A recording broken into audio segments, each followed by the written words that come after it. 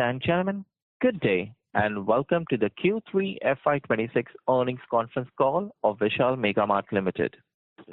As a reminder, all participant lines will remain in the listen-only mode, and there will be an opportunity for you to ask questions after the presentation concludes.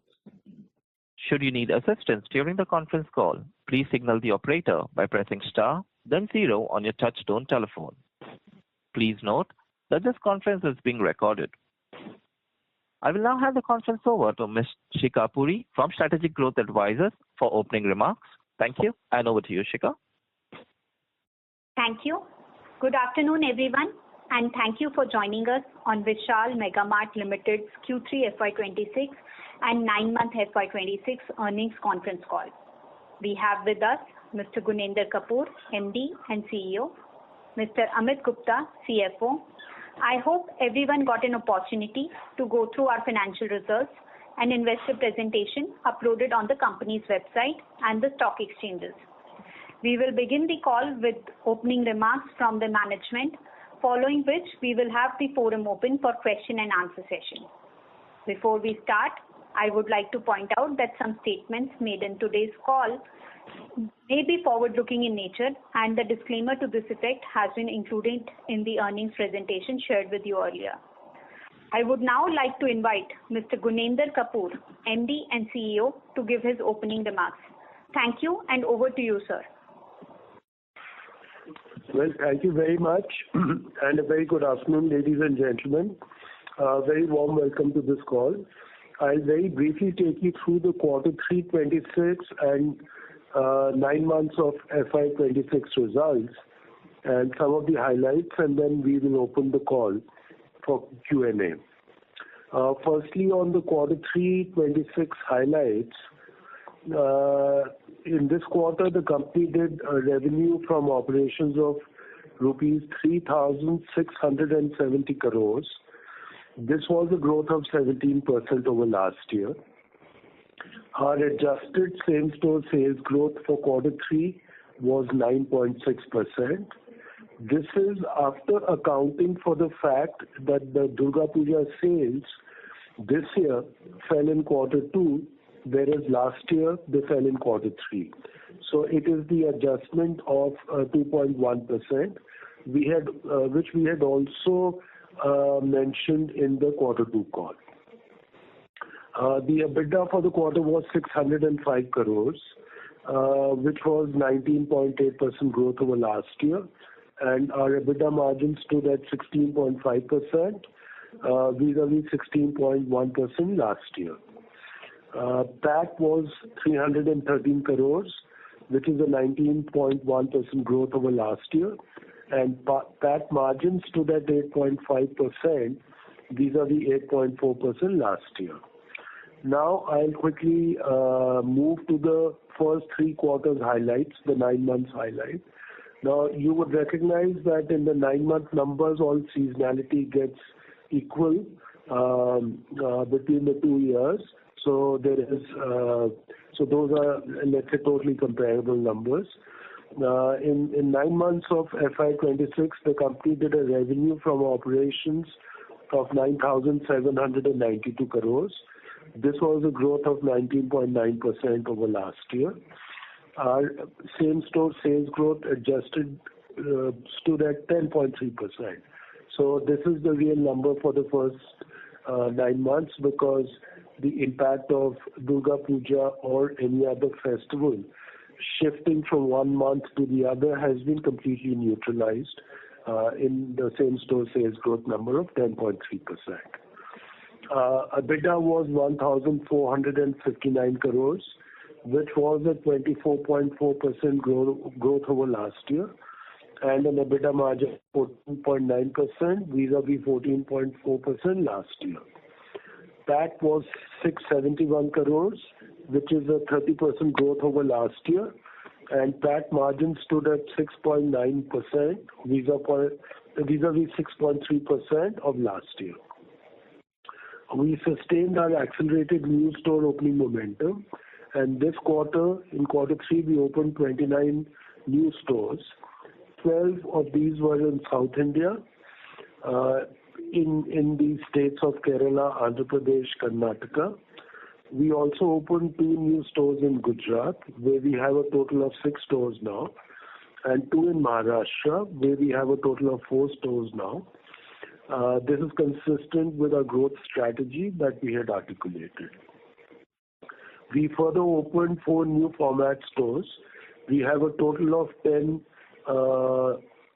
small format stores, and these are doing quite well.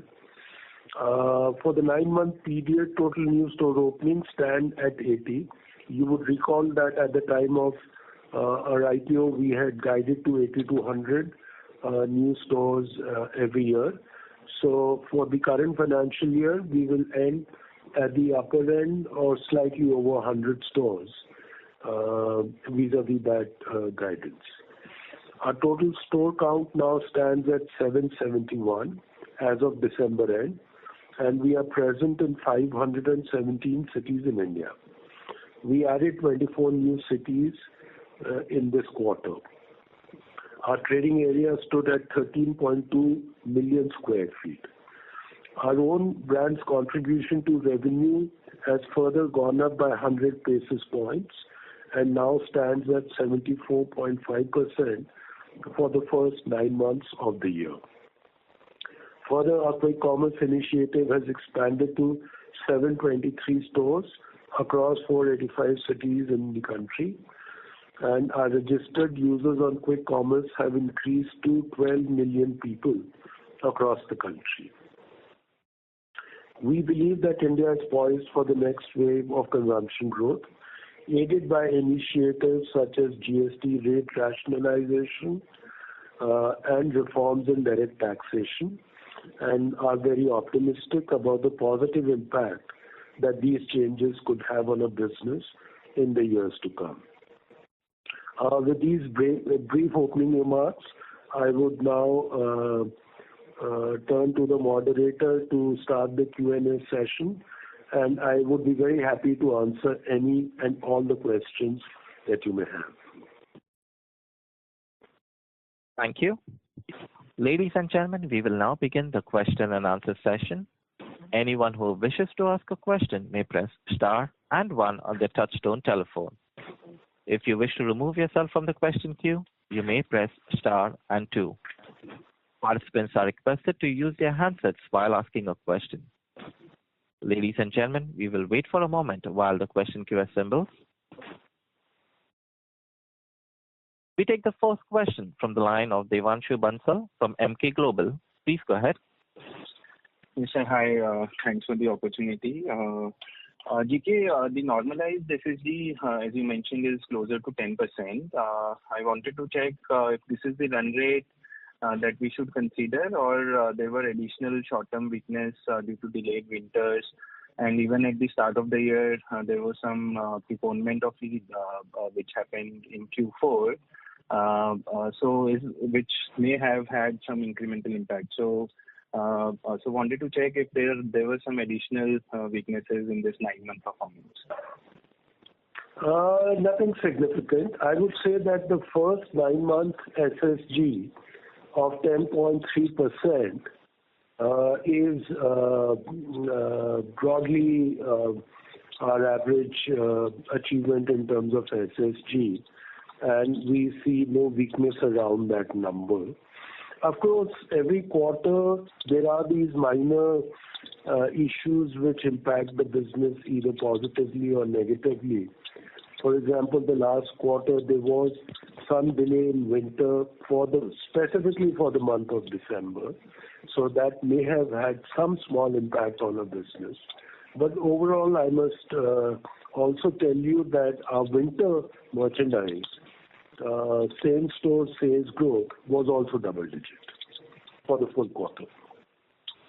Understood. Just a small follow-up here. Can you split your growth in terms of transactions in bill size? Then of this 10%, how this is broadly divided? Majority of this is because of increase in transactions, and half of that, or slightly less than half of that, was because of improvement in average bill value. So as you have seen in the earlier quarters also, majority of our growth is driven by transactions and consequently new footfall in the store, because we are probably gaining market share from all our competitors and the mom and pop stores. Understood. The intent of asking this question was to because there was this GST decrease, so ideally your bill size should have improved. So that is yet to play out, right? So from that perspective, I was checking. No, I'm saying that of a total growth, you can assume that about 1 second, just let me give you the exact numbers. 70% has come because of improvement in transactions, and 30% has come from increase in bill value.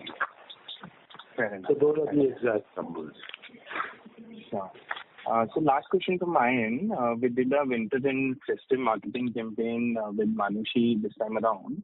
So what is the intent behind such campaigns? Was this undertaken to improve our growth profile with recruitment of new consumers, or was it related to focus on improving gross margin with premiumization of our offering? So, it is to dramatize our proposition amongst our consumers, which is to make aspirations affordable. And Manushi is aspirational for a mass market consumers in two ways. One is that she is an extremely fashionable young upcoming actress, but equally she has a lot of commitment to activities which are aimed at doing good to other people and also to the society at large. So she started several campaigns and several initiatives in the area of, let's say, CSR. So Manushi, in that sense, was a good spokesperson for a promise of do good, look good, right? Because she represented both the ideas. One is do good and the other is to look good. So, and I must say that the campaign has been extremely successful. Do we foresee... Devanshu, I do apologize to interrupt you there. If you could please join back the queue for follow-up questions. Sure. Thank you. We take the next question from the line of Percy from IIFL. Please go ahead. Hi, sir. Just wanted to understand that the deceleration in growth that we've seen from 22.5% last quarter to 17% this quarter, that entire 500 to 550 bips change, is it just because of the festive timing change, or is there some other reason for it? Largely it is a festive timing change. Percy, we have itemized the impact of the preponement of Puja this year, and that impact was 2.1%. Now that has a further impact on the EBITDA numbers for the quarter and the PAT numbers for the quarter. So I would say that it was almost entirely because of the change in the festive timings. Further, Percy, if you were to look at the numbers for quarter two, in fact, I highlighted this during the analyst call for quarter two. Our growth, same-store sales growth, was 12.8%. Adjusted for this one-time impact, it was 10.7%.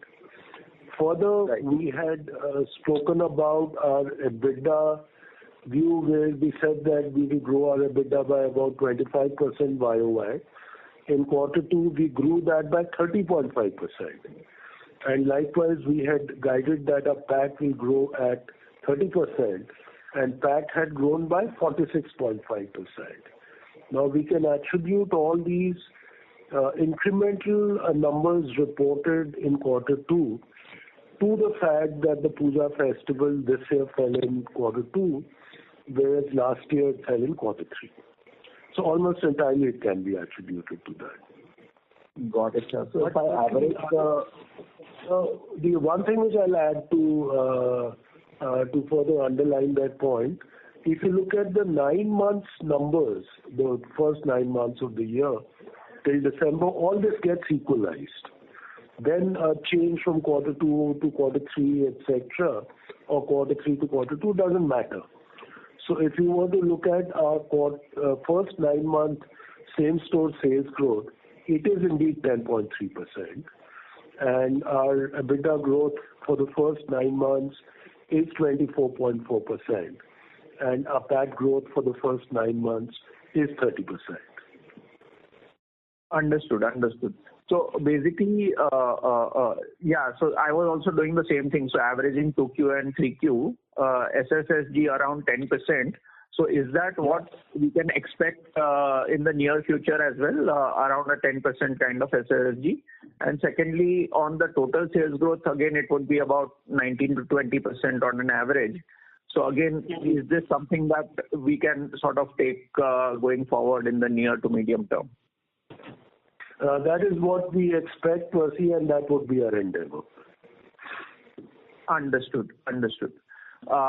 Secondly, can you just tell us a little bit more about what you are doing specifically and differently versus the street in order to keep the SSSG at close to a double-digit number? Because if we look at the retail space overall, you are clearly outperforming that. So just wanted to understand, one is what are the initiatives that you have done in the past or you're putting in place now? And secondly, how are you differentiated versus the retailers so that you are getting a differentiated performance? So firstly, I would say, Percy, conceptually speaking, our proposition is extremely relevant for the Indian customers and consumers at this moment, which is to focus on making aspirations affordable.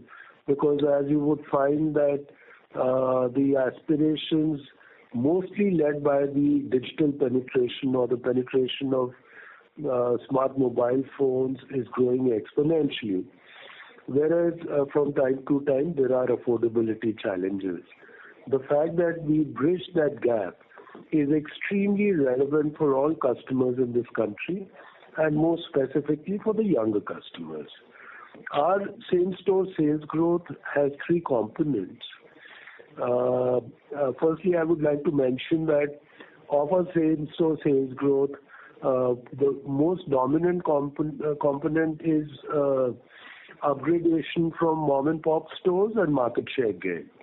Difficult to differentiate between these two, but that is the largest bucket. Then the second bucket is the increase in the average bill value of the existing Vishal customers, right? So first is new customers. Secondly, increase in the average bill value of existing customers because they buy one thing more or 2 things more. And last but not the least is an improvement in our average selling price. Now again, for the first 9 months of the year, our highest price points, which are the fashion price points, grew on a SSG basis at 14%. Our mid price points grew at 9%, and our opening price points grew at 6%. So further we get 2% kind of growth because of upgradation, which is continuous, of customers from opening price points to mid and from mid to higher price points. So to summarize 3 parts, market share gain, both from mom and pop stores and other retail, our customers buying more things, 1 more or 2 more, and likely the increase in average selling price by upgrading customers from opening price point to mid price points and mid price points to the upper or the premium price points. So these 3 components is what drives our double-digit same-store sales growth. Now, the relative impact of these 3 is different at different points in time. But our entire business is focused towards delivering an end outcome of these three as a double-digit same-store sales growth. So, for example, when customers are, the incomes and specifically the discretionary incomes are going up significantly, we find that the impact of people buying more number of things is higher. But at this point in time, we are finding that the biggest impact, which is driving our growth positively, is volume growth, which is led by us gaining market share. Got it, sir. My second question is on competition. Do you find that in your strongholds, the pace of competition opening stores has sort of accelerated over the last 1 year, or it continues at whatever pace it was earlier? It keeps changing from time to time, Percy, but in the last 9 months or 10 months, I would assume that it's pretty much the same, the pace of new store openings. Got it. Yeah, okay. Thank you very much. That's all from me. All the best. Thank you, Percy. All the best to you. Thank you. We take the next question from the line of Manish Podar from Invesco AMC. Please go ahead.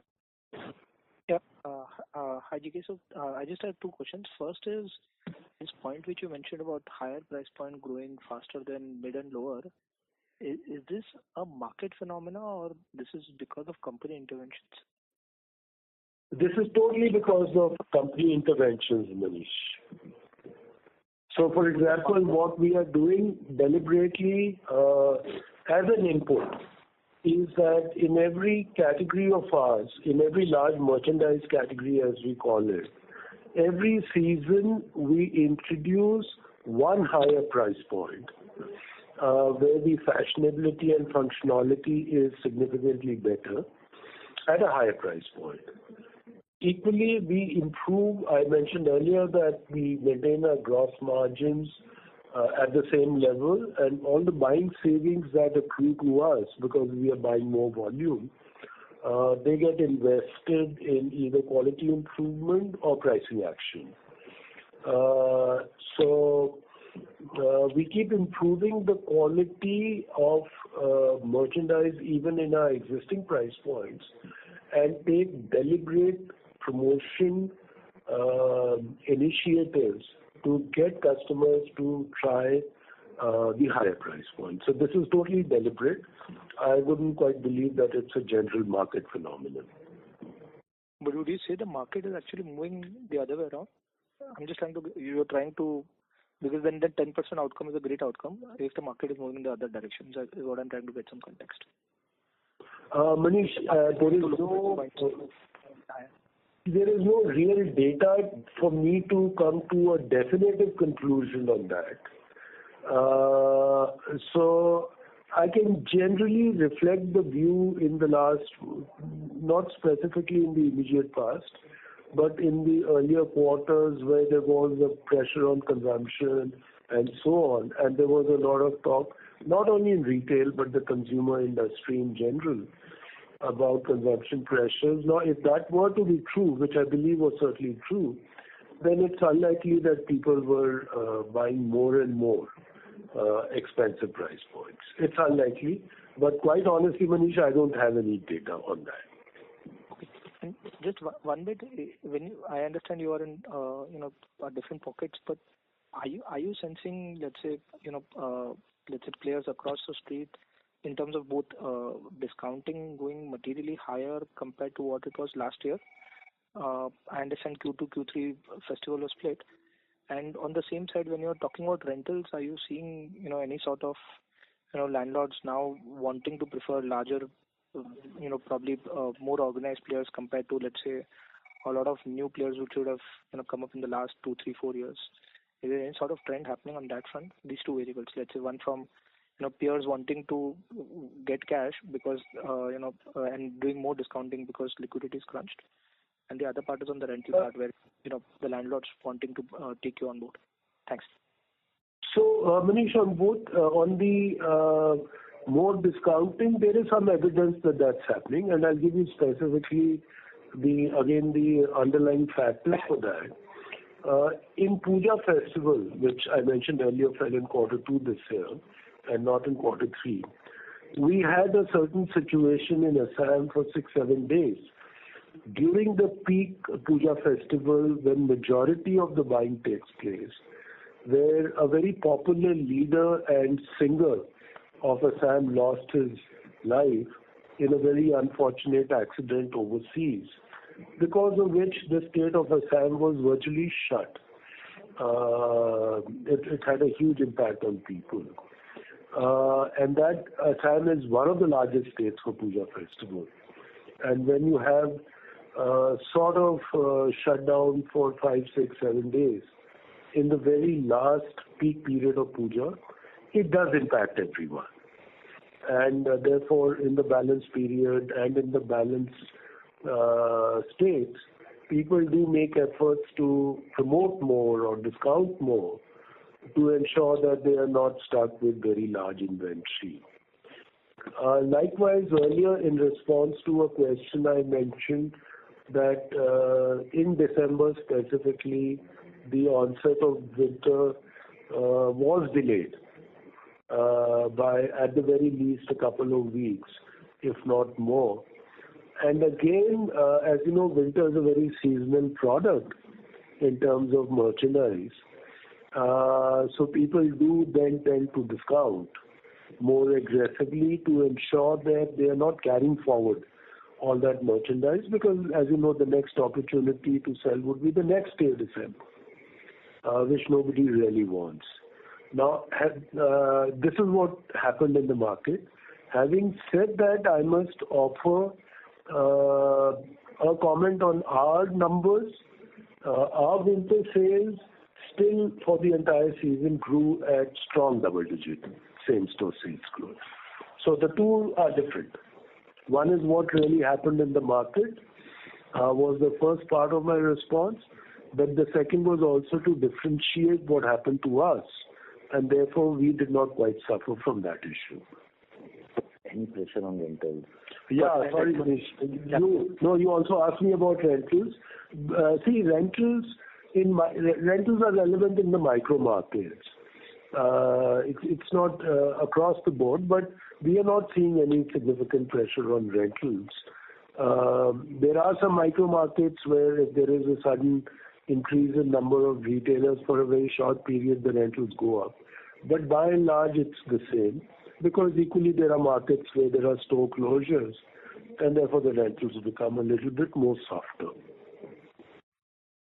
So, GK, if I had to ask one question. Manish, I do apologize to interrupt you. Could you please join back the queue for follow-up questions? Sure, I'll do that. Thanks. Thank you. Ladies and gentlemen, in the interest of time and fairness to others, we request you to restrict to 2 questions per participant and rejoin the question queue. We take the next question from the line of Manoj Menon from ICICI Securities. Please go ahead. Hi, GK, Amit and team. Good performance. I know that, or rather fully aware that the questions about seasonality, a lot of clarifications already offered. Just only one aspect I just want to check with you is that, let's say in the last decade plus of your experience, is it largely the same way it plays out, or is there something different which has happened this year in terms of the festival timing? Is it just as per your historical understanding, is the same template is playing out, or is there anything else you want to call out? It's the same, Manoj. It's the same because as you know, our festivals follow the Hindu calendar and not quite the English calendar that we are used to. So they do fall in different months almost every year. So it's a very normal thing which happens across the years. But, in the last 10 years, all I can say is that we would have encountered every kind of difference. I.e. Puja in quarter 2, Puja in quarter 3. We've experienced all the combinations. So depending on when the festival is falling in the coming period, we do adjust our buying and our promotion and advertising plans. Loud and clear. And thank you. And the second and last question for now is, In your experiments, which you would be continuously doing on newer markets in terms of expanding the total addressable market, anything which you could call out, in terms of, any of the, let's say we can use the word laboratory experiments you're doing, which is finding, let's say, scalability? And also a linked question, because we're allowed to ask two questions, is on your comments about quick commerce, the learnings from the last few months. Thank you. Good. Manoj, I'll take on the pilots first. Firstly, let me just touch upon the expansion into new states, which is a part of these experiments that we had spoken about. So in Kerala, we continue to make absolutely great progress. As we speak now, we have 19 stores in Kerala, which are operational, performing very well, and another 20-odd stores in pipeline. So that part is going very well. In Maharashtra, we've expanded our pilot to 4 stores, and in Gujarat to 6 stores.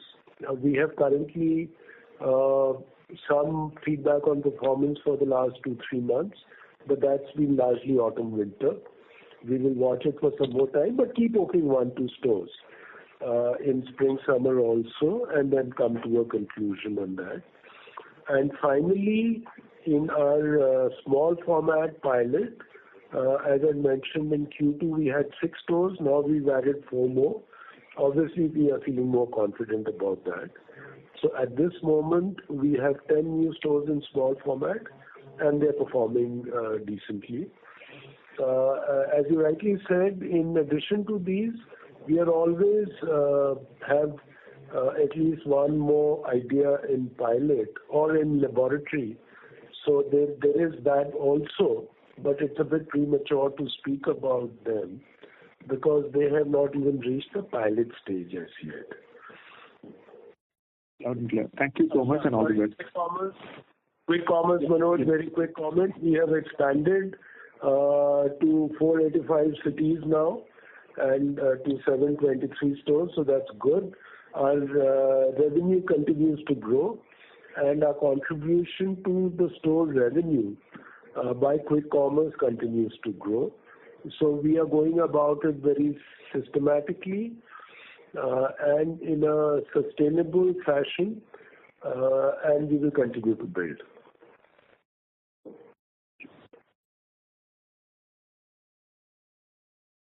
Thank you. We take the next question from the line of Garima Mishra from Kotak Securities. Please go ahead. Yeah, hi. Thank you so much for the opportunity. I just had a quick question on the store addition numbers. Now, you clearly said that you're on track to actually surpass your earlier guidance of 100 stores for the year, the higher end of the guidance. How should we look at this number for the next year? And internally, in terms of execution capability, does the organization have the capability to actually add a much larger number of stores per year as well? So, Garima, we are retaining a guidance of 80 to 100 because, and secondly, we have further increased our capacity to add new stores. But the most important input into our number of store additions is the availability of properties which can become growing profitable stores for us that we can identify. So obviously this year has been good, and therefore we will be at the upper end of the guidance. But we would still retain a guidance of 80 to 100 because we do not think that we should be chasing a target irrationally there and end up opening stores which either do not have the opportunity to grow or do not have the opportunity to be profitable. As you know, historically in our sector in India, that has been an issue that one needs to be cautious about. So we will retain our guidance while reassuring you that we have increased our capacity. So if the opportunity does arise, for example, to open 110 or 115 stores, we would be able to execute them. All right. Thanks for that, GK. Second question. See, you've mentioned in the notes to accounts that there was practically no impact from the new labor codes on your financials. I was a little surprised. I would have thought, there would be plenty of, fixed-term contract workers working at Vishal. So could you just, tie that around a little bit? Yeah. So, Garima, our comment was more that it's not that the impact has been negligible, but it is not material for our results. So the impact has been around 8.4 crores so far, and that is included in our quarterly and the first 9 months results.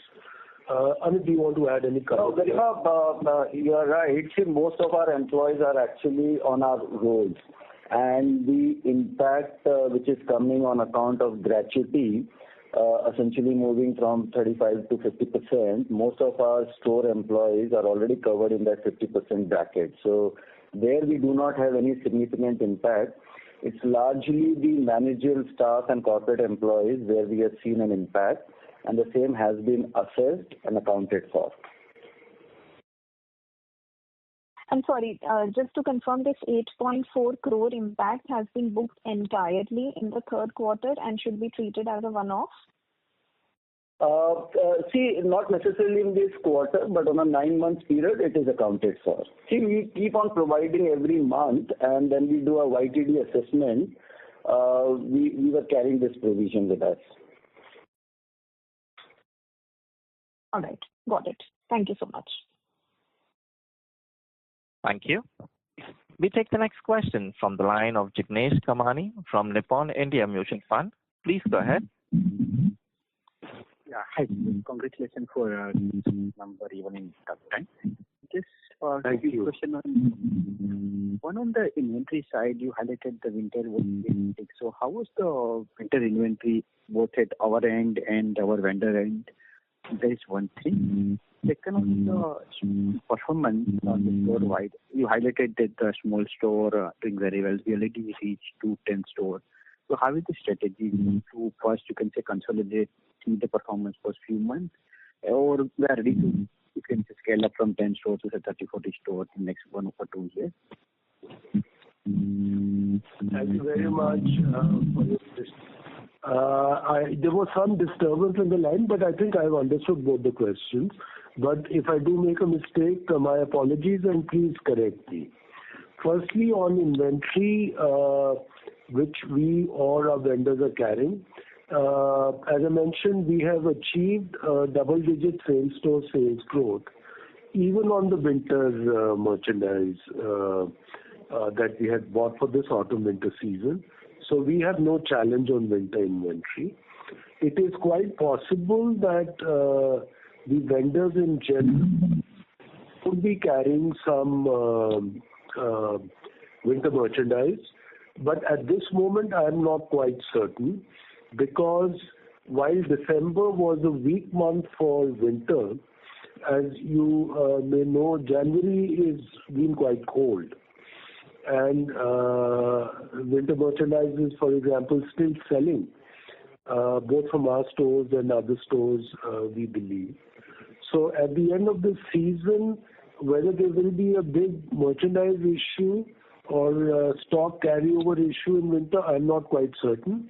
Of course, what happens is that merchandise, and I'm talking generally, not for any specific retailer, merchandise which sells in December sells at a higher price than the January merchandise in winter, because by the end of December, early January, the sales start. So in my judgment, there wouldn't be a serious issue. There would be pockets where there would be issues. Specifically in our case, there is no issue, because even in winter merchandise, specifically this season, we have achieved a same-store sales growth, which is in excess of 10%. Second question, in the small format stores, our action standard or goal was twofold. One was that they should be as relevant as our current format stores.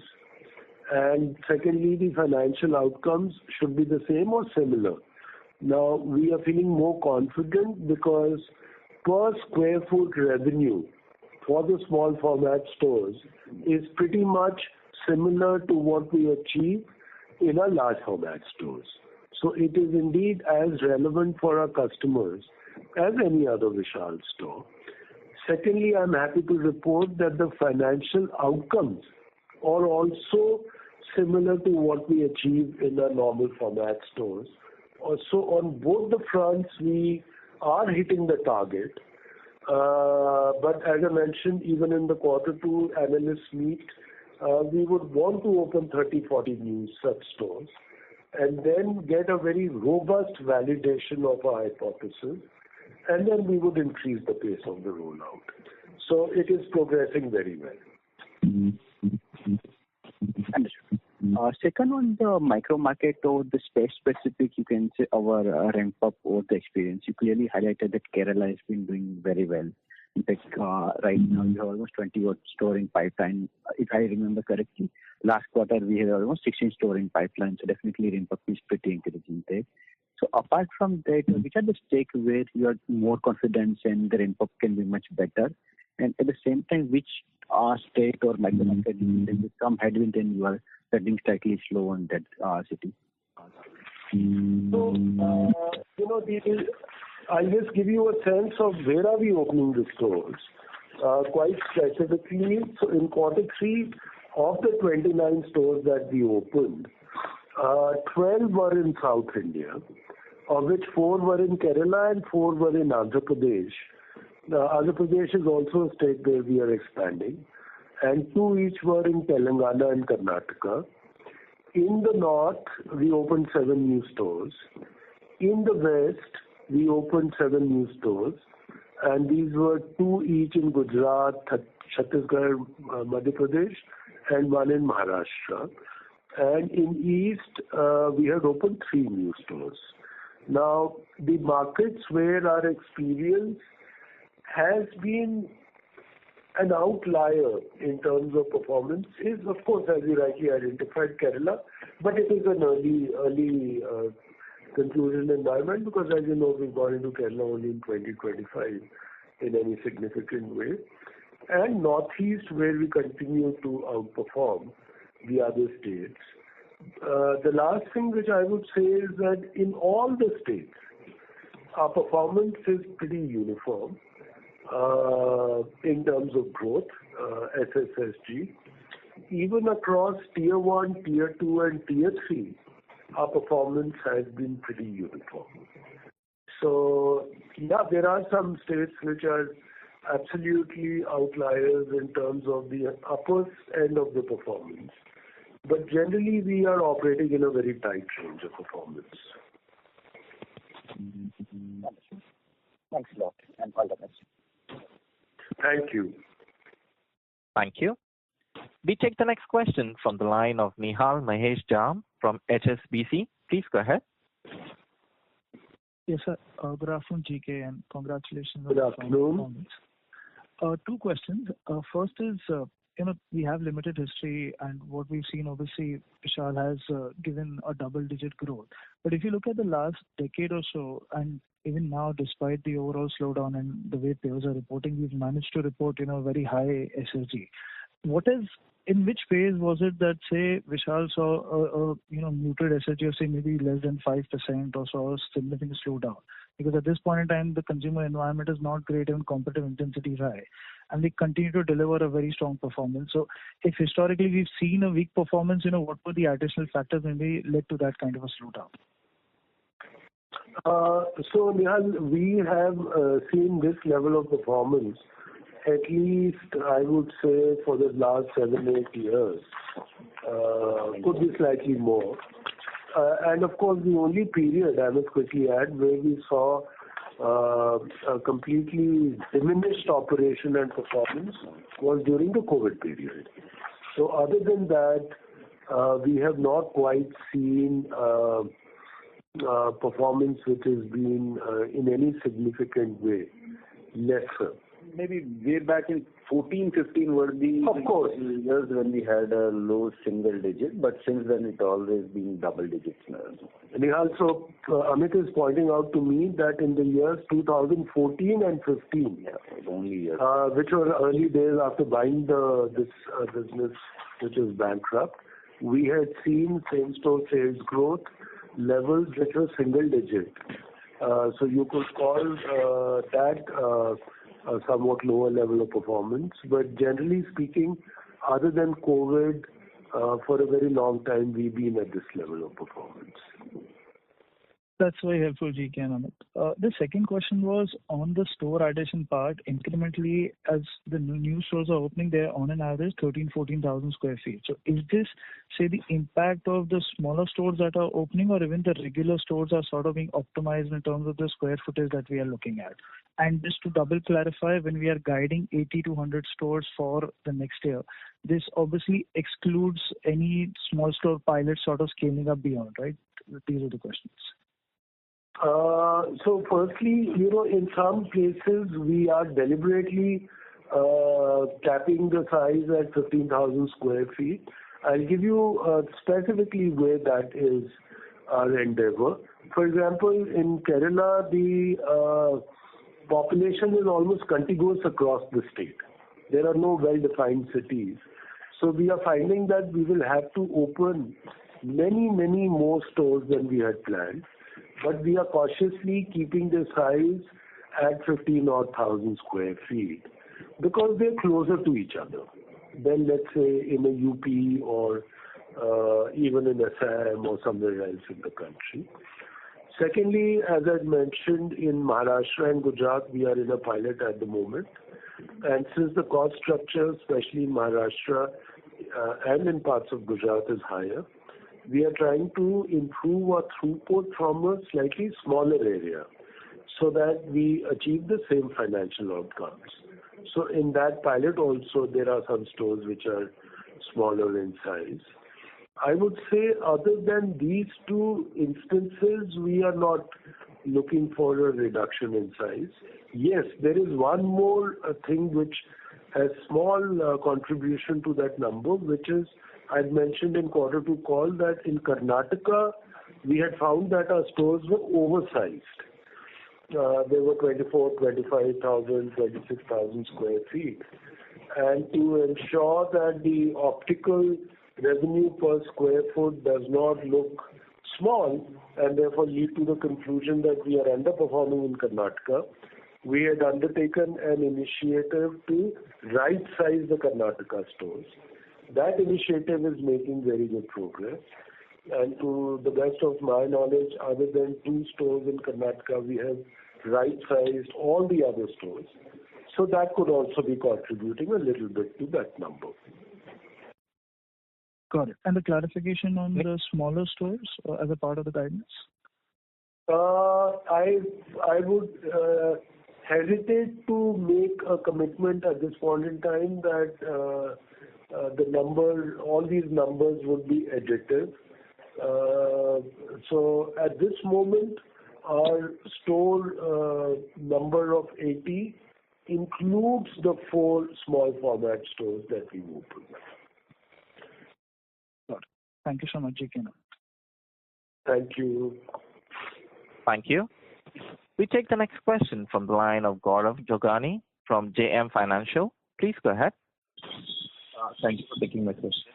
My first question, is with regards to the revenue per store from the southern market. Now, if we calculate the basis, the breakup that you have given in the PPT, it shows, that the revenue there is around for the quarter at least is around 4 crores or nearby. Whereas if you look at the northern and the eastern market, the revenue per store is a bit higher.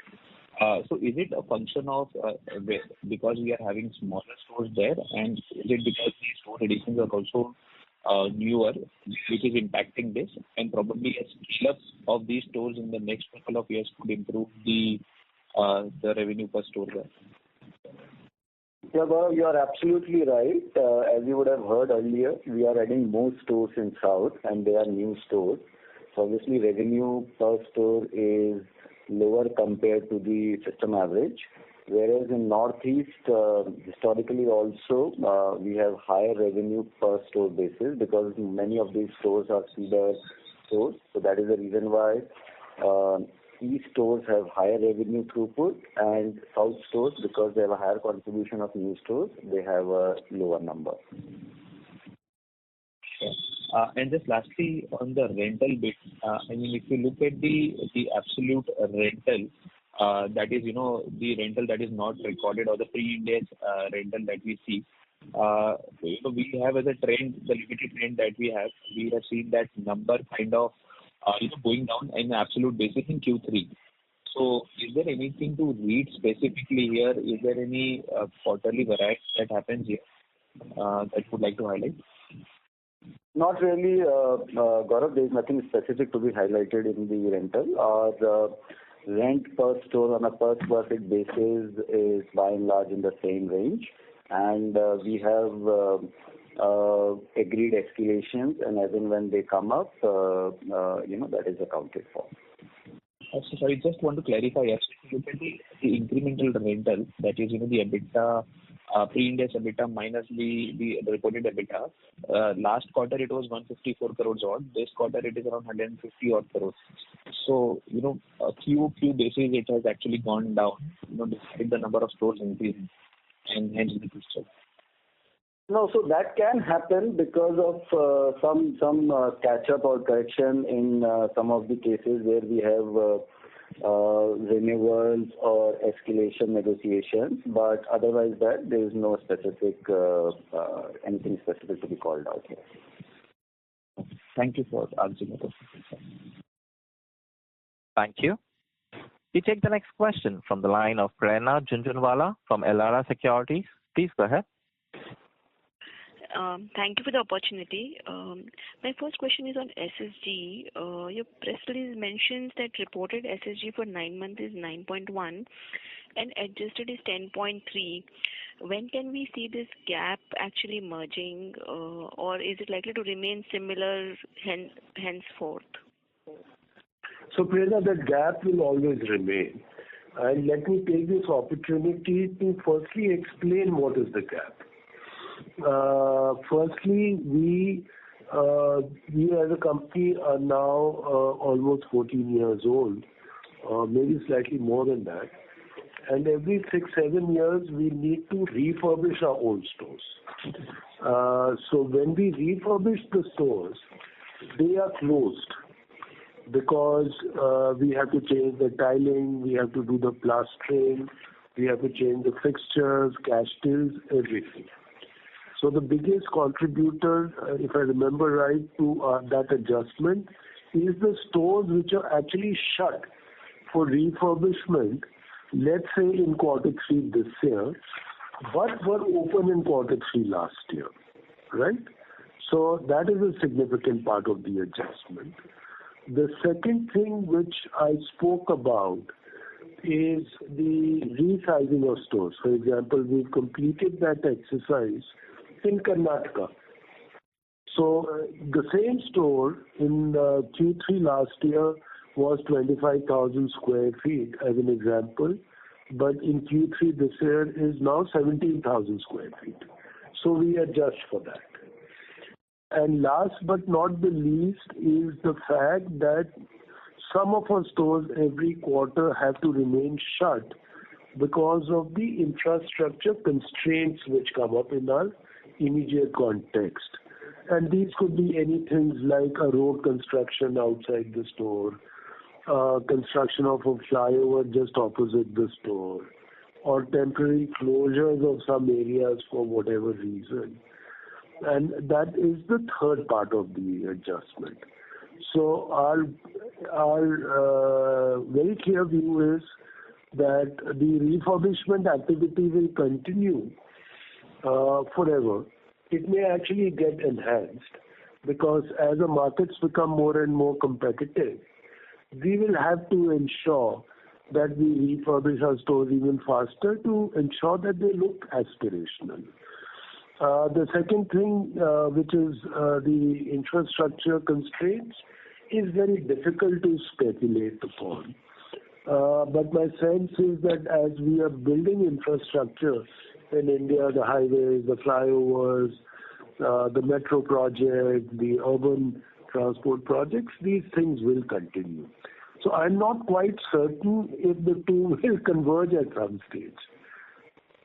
Understood, sir. As a follow-up on this response, would just like to understand how many stores are under refurbishments today, and on an average, when do you undertake?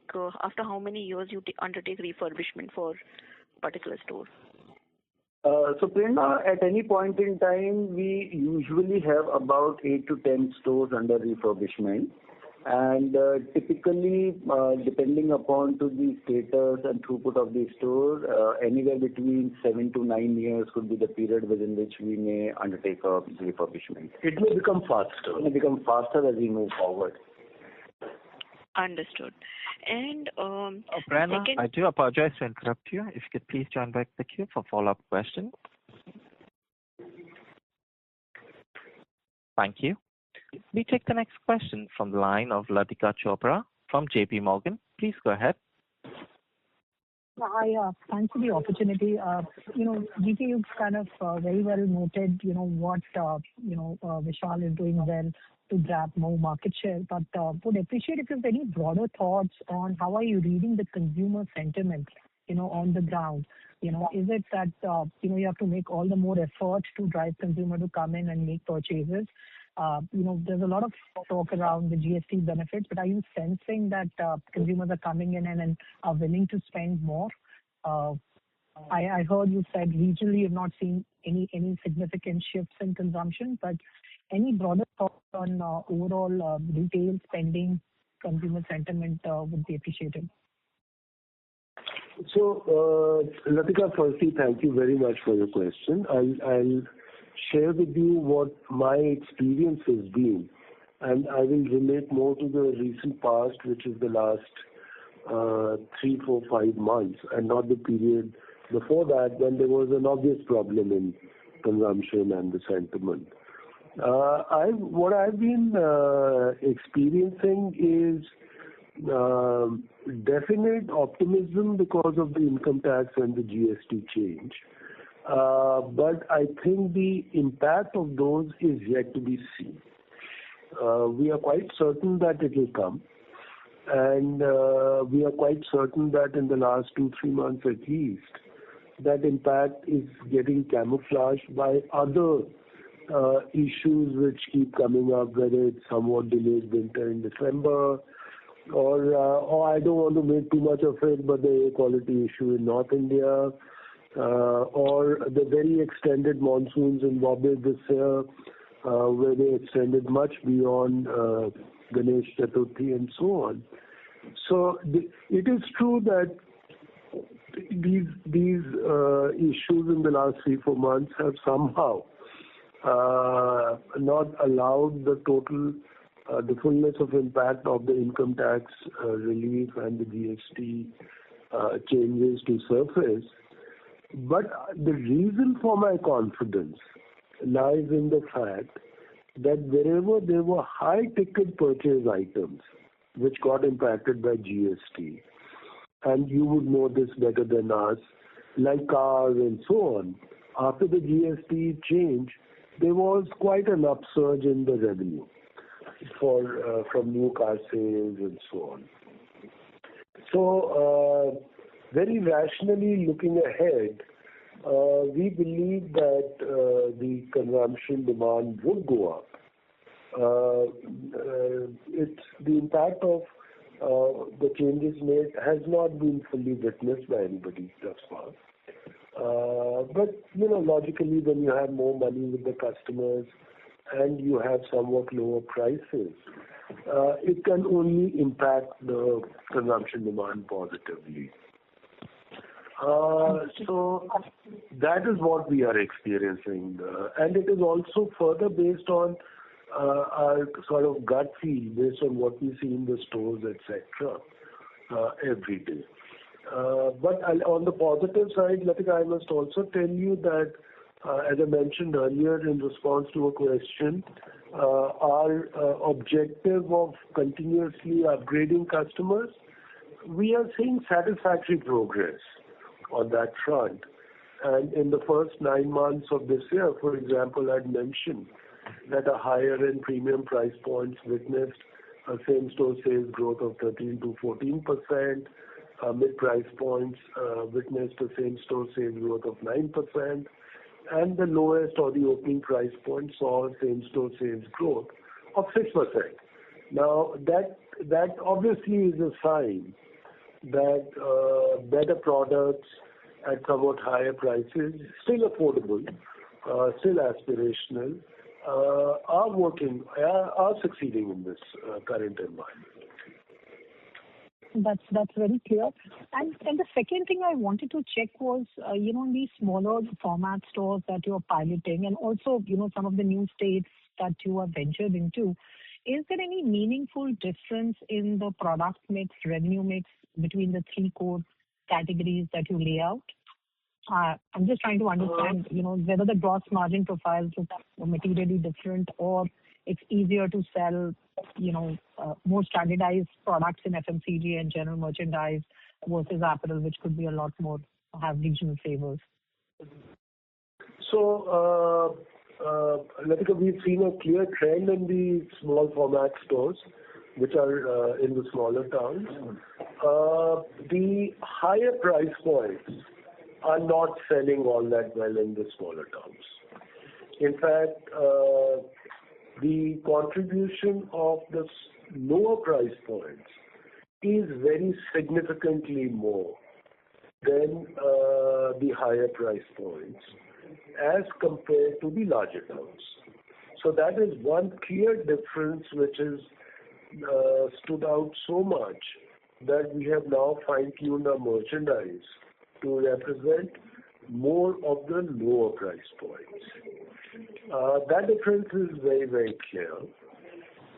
Equally, the higher value-added products, even in FMCG, their contribution is lower as compared to the larger towns. For example, even value-added detergent powders or more expensive toilet soaps or more expensive shampoos, etc., have lesser traction, but that is to be expected. So it appears that pricing, the absolute level of pricing and not quite the value, is terribly important in the smaller towns. So that's one difference that we've noticed. The other thing which has stood out for us is the traction that we are getting in Kerala, and specifically for our fast fashion merchandise and clothing. That is quite good compared to what you would expect. Understood. Thank you so much and all the best. Thank you very much, Latika. Thank you. Thank you. Ladies and gentlemen, we take that as the last question and conclude the question and answer session. I now hand the conference over to the management for their closing comments. Well, to all the colleagues on this call, firstly, thank you very much. I really look forward to this session. It is a good learning experience for all of us also. And I also thank you for your understanding and generous comments. We remain grateful for that. These are very, very inspiring for us. And last but not the least, I will take this opportunity to wish you and your families a very, very happy New Year. And I look forward to seeing all of you at the next available opportunity. Thank you very much. Thank you. On behalf of Vishal Mega Mart Limited, that concludes this conference call. Thank you for joining us, and you may now disconnect your lines.